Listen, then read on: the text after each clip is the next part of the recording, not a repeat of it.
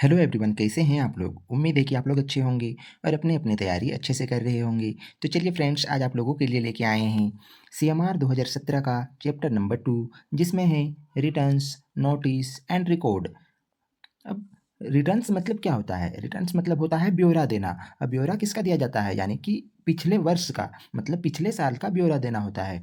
उसके बाद है नोटिस। नोटिस किसको कहा जाएगा? तो नोटिस कहेगा कि काम को करने या फिर दोबारा शुरू करने, यानी कि माइंस ओपनिंग या फिर रीओपनिंग किया जा रहा है, तो इसके बारे में नोटिस देना। उसके बाद हो गया रिकॉर्ड। रिकॉर्ड कहेंगे माइंस का रिकॉर्ड रखना। अब माइंस का रिकॉर्ड क्या रखेगा कि वह मतलब किस मेथड से चल रहा है, कितने मैन पावर है, कितने मशीनरी का काम हो रहा है, कितना मशीनरी यूज हो रहा है, कितने मशीनरी का मतलब कभी यूज नहीं हो रहा है, अभी स्टॉक के तौर पर रखा जा रहा है, और रजिस्टर, ये सब को सभी चीज़ को रिकॉर्ड रखना, उसी को कहा जाता है रिकॉर्ड।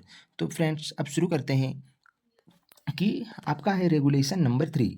तो इससे पहले का वीडियो यदि आप लोगों ने नहीं देखा है तो जाइए, और प्लेलिस्ट में लिंक दिया हुआ है, आप लोग वहां से जाकर देख लीजिए, क्योंकि रेगुलेशन 1 और 2 बहुत ही इंपॉर्टेंट है। परीक्षा में सबसे ज़्यादा प्रश्न उसी से पूछी जाती है। यदि आप लोगों को रेगुलेशन नंबर 2 यदि आप लोगों का क्लियर है, तो रेगुलेशन 3 से लेके बाकी का जितने भी रेगुलेशन है आपको समझने में बहुत ही आसानी होगी। तो सबसे पहले है रेगुलेशन नंबर 3 में क्या है। तो रेगुलेशन नंबर 3 में है notice of opening. Notice of opening मतलब माइंस का ओपनिंग करना। तो इससे रिलेटेड जितने भी प्रश्न बनते हैं रेगुलेशन 3 के अकॉर्डिंग, सभी प्रश्नों को देखते हैं। तो सबसे पहला प्रश्न है कि नोटिस ऑफ ओपनिंग किस रेगुलेशन से रिलेटेड है। तो इसका सही आंसर क्या हो जाएगा? रेगुलेशन 3 सीएमआर 2017 या फिर सेक्शन 16 ऑफ माइंस एक्ट 1952। तो इसमें कहा गया है कि नोटिस ऑफ ओपनिंग जो है वह किस रेगुलेशन से संबंधित है। तो इसका सही आंसर क्या होगा? रेगुलेशन 3 सीएमआर 2017 के अकॉर्डिंग। और यदि माइंस एक्ट के अकॉर्डिंग जाना चाहते हैं तो उसमें सेक्शन 16 में है। और माइंस एक्ट कब बना था? माइंस एक्ट 1952 में बना था, तो आप लोग जरूर याद रखिएगा। अब अगला प्रश्न है इससे रिलेटेड कि नोटिस ऑफ ओपनिंग कब, किन्हें और किस फॉर्म में दी जाएगी। तो कब दी जाएगी? कम से कम 1 महीना पहले दी जाएगी। अब किसको दिया जाएगा, यानी कि किन्हें दिया जाएगा? तो सीआईएम यानी कि चीफ इंस्पेक्टर ऑफ माइंस को, उसके बाद रीजनल इंस्पेक्टर ऑफ माइंस को, उसके बाद डीएम को यानी कि डिस्ट्रिक्ट मजिस्ट्रेट, झारखंड में जिसको कहा जाता है डीसी यानी कि डिप्टी कमिश्नर। उसके बाद हो गया अगला है सीआईबीएम यानी कि कंट्रोलर को, यानी कि इंडियन ब्यूरो ऑफ माइंस के कंट्रोलर को दी जाएगी। तो नोटिस कब दी जाएगी? कम से कम 1 महीना पहले। किनको दिया जाएगा? तो सीआईएम यानी कि चीफ इंस्पेक्टर ऑफ माइंस, जो डीजीएमएस में रहते हैं उसको कहा जाता है।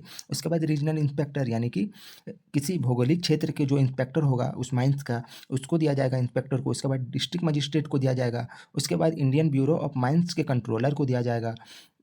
उसके बाद किस फॉर्म में दी जाएगी? किस फॉर्म में दी जाएगी? तो फॉर्म 1A में दी जाएगी।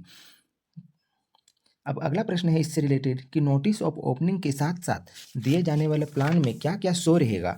तो क्या क्या शो रहेगा? तो पहला है कि बाउंड्री ऑफ द माइन, यानी कि इसी को कहा जाता है लीज होल्ड एरिया।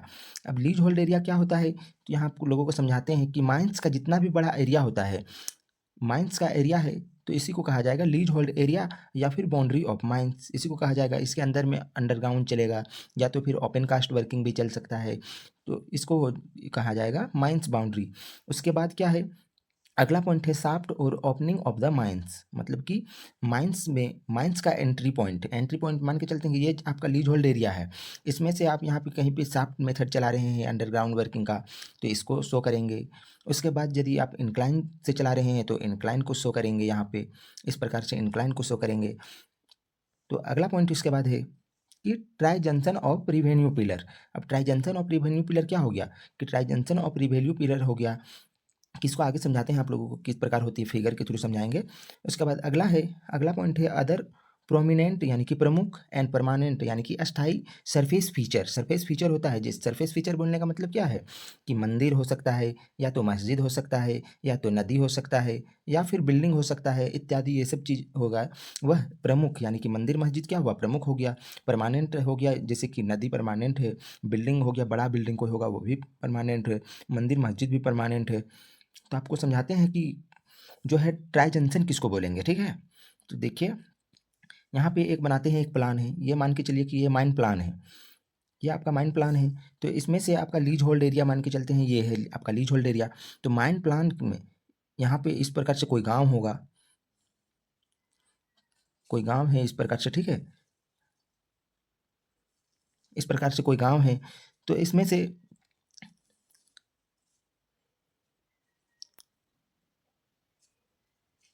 तो ये है आपका कोई गाँव हो गया। इसमें से जो इसका कॉर्नर टू कॉर्नर में रहेगा, जैसे कि यहाँ पे इस प्रकार से कोना बनेगा, जहाँ पे सटा हुआ भाग है इस प्रकार से, जहाँ भी सटेगा वहाँ पे त्रिभुज के जैसा आकार बनेगा, ठीक है? यहाँ पे त्रिभुज के आकार का बनेगा। जितना भी सटा हुआ कोना का भाग होगा, जहाँ एक दूसरे से मिलता है, एक गाँव दूसरे गाँव से, जहाँ पे भी मिलेगा वहाँ पे कॉर्नर बनेगा। उसी कॉर्नर के पास और लीज होल्ड एरिया को जो सटा हुआ भाग रहेगा, उसी को कहा जाता है ट्राई जंक्शन पिलर। इसी को हो गया ट्राई जंक्शन हो गया, ठीक है? तो आप लोग आई होप कि समझ गए होंगे। यह आपका जो ग्रीन कलर का है वह आपका माइन बाउंड्री हो गया। इसमें से यहाँ पे कहीं पे शाफ्ट होगा या फिर यहाँ पे कोई भी मंदिर होगा, इसी प्रकार से। और ये जो नीला वाला दिख रहा है ये है आपका माइंड प्लान। तो आई होप कि आप लोग समझ गए होंगे अच्छे से। तब अगला प्रश्न है, रेगुलेशन 121 एवं 122 के अधीन माइंड बाउंड्री चेंज होने के कंडीशन में न्यू न्यू बाउंड्री शो करने वाला एक प्लान कब और किसको दिया जाएगा? तो इसका सही आंसर क्या हो जाएगा? विद इन 7 डेज, 7 दिन के अंदर दिया जाएगा। अब किसको दिया जाएगा? CIM एंड RIM के, मतलब कि चीफ इंस्पेक्टर ऑफ माइंस को या फिर रीजनल इंस्पेक्टर ऑफ माइंस को, या नहीं, यहाँ पे दोनों को दिया जाएगा, ठीक है? CIM और RIM दोनों को दिया जाएगा।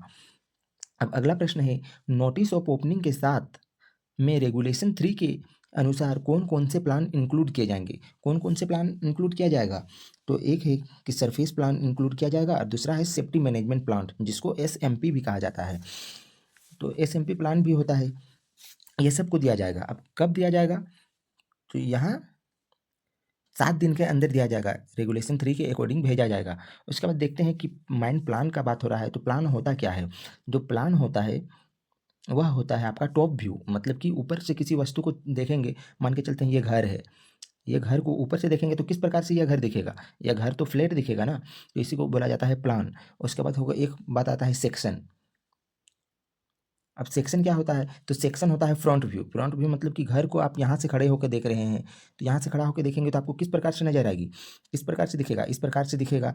तो यह हो गया आपका फ्रंट व्यू से देखते हैं उसको कहा जाता है सेक्शन, और प्लान हो गया जो टॉप व्यू से देखते हैं उसको कहा जाता है प्लान। तो इसी प्रकार से आपका रेगुलेशन नंबर 3 क्लियर हो रहा है, खत्म हो रहा है।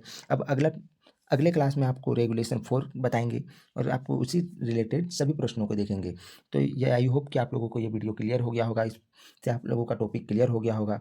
तो मिलते हैं अगले वीडियो में, तब तक के लिए जय हिंद।